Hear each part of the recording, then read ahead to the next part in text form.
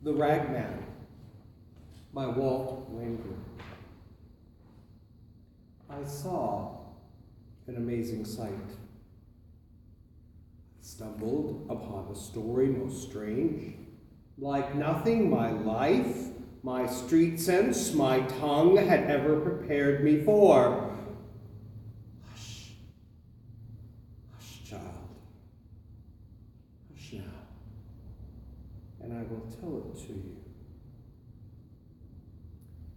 Even before the dawn one Friday morning, I noticed a young man, handsome and strong, walking the alleys of the city. He was pulling an old cart filled with cloths, both bright and new, and he was calling out in a clear tenor voice, "Rags! Rags!" The air was foul, and the first light filthy to be crossed by such sweet music. Rags! Rags! New rags for old! I take your tired rags! Rags!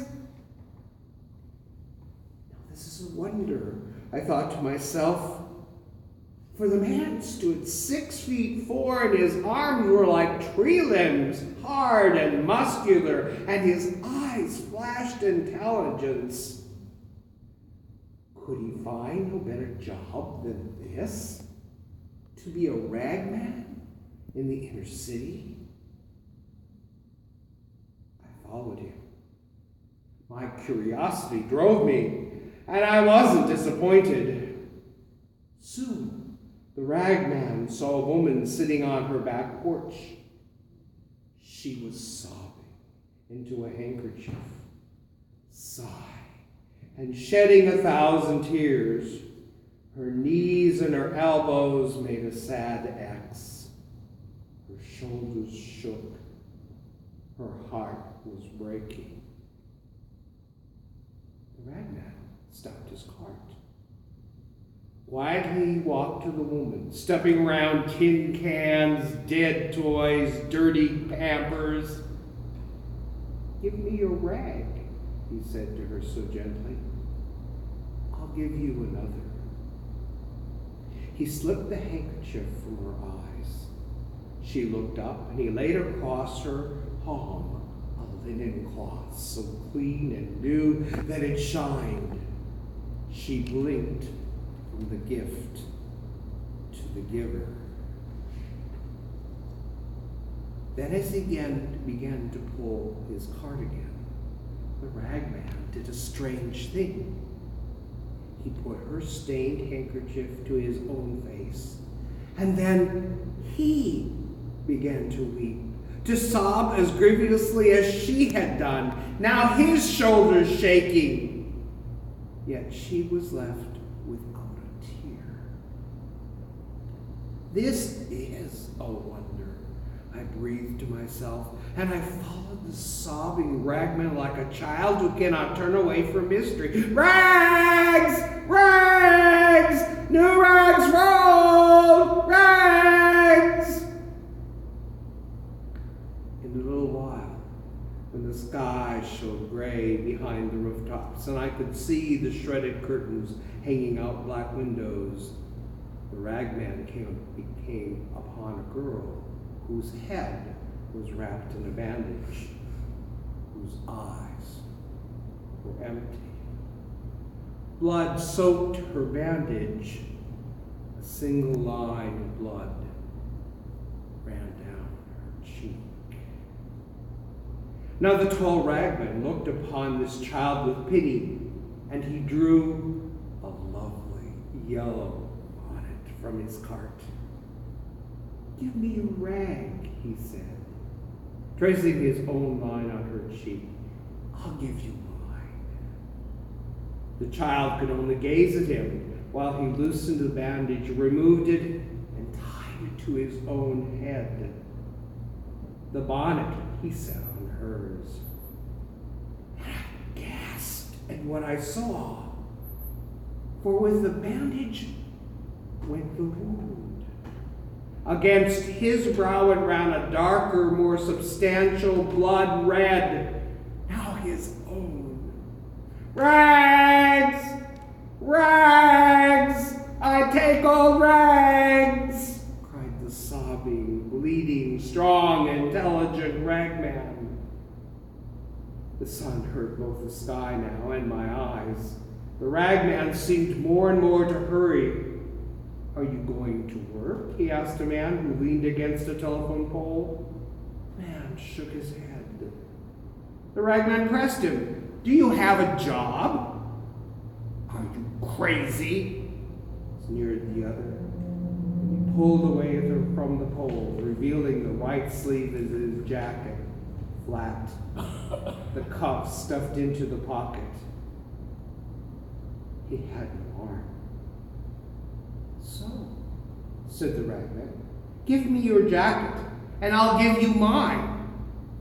Such quiet authority in his voice.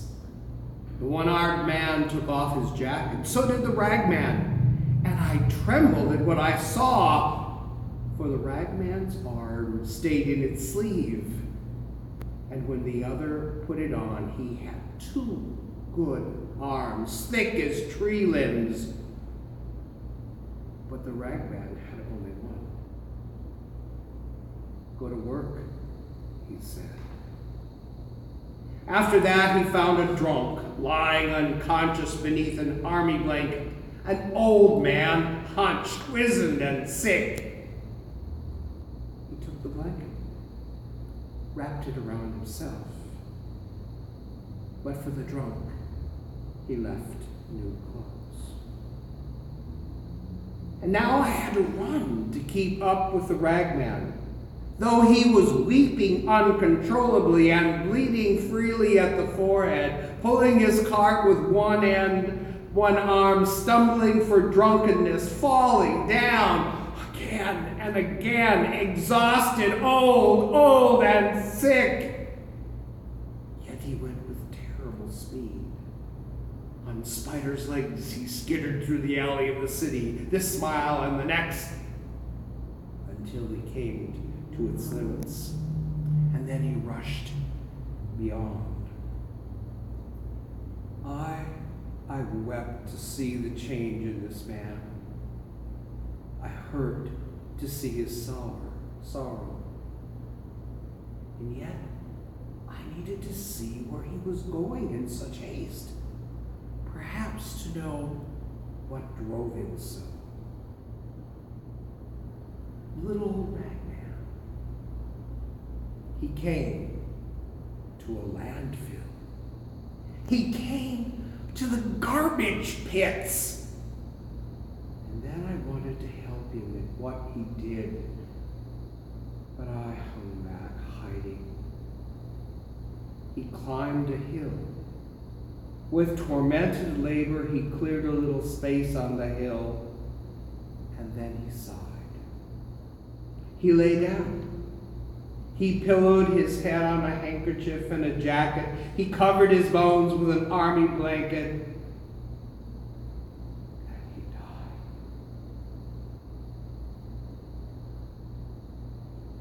Oh, how I cried to witness that death.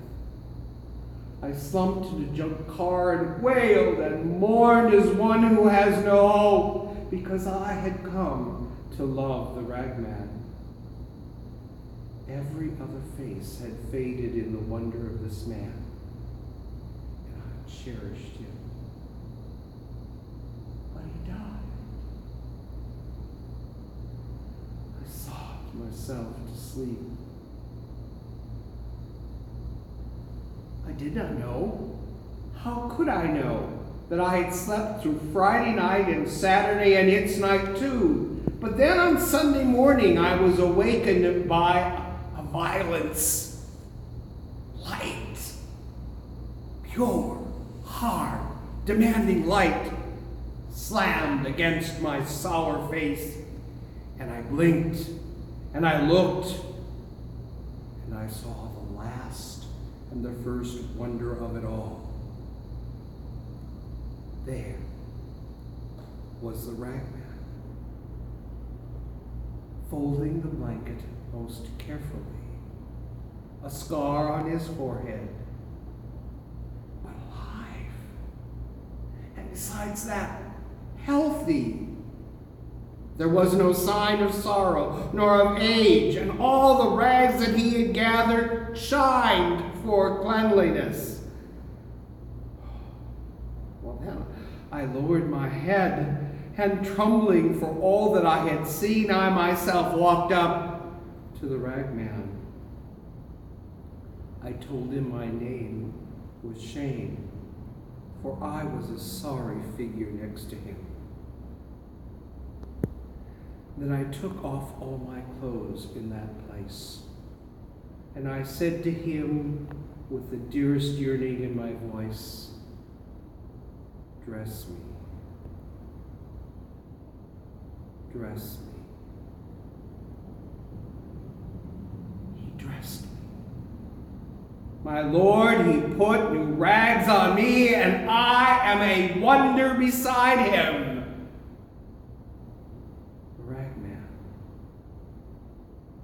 The ragman.